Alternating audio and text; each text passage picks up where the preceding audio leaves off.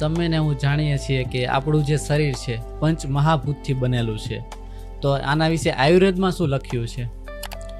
આપણું શરીર જે છે પંચમહાભૂતથી જ બનેલું છે. જી તો આયુર્વેદની અંદર જ્યારે શરીરને સમજવું હોય તો પંચમહાભૂતને સમજવું જ રહ્યું.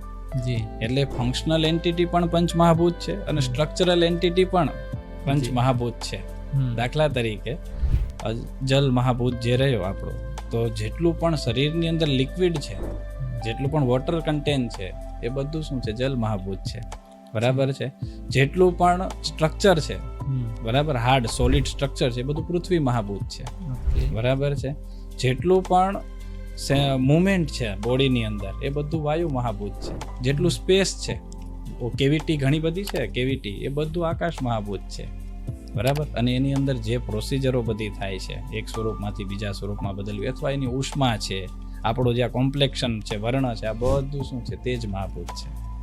બરાબર. એટલે આ પાંચે પાંચ મહાભૂત જે રહ્યા એ ફંક્શનલ અને સ્ટ્રક્ચરલ બંને એન્ટિટી છે આપણા શરીરમાં. ઓકે.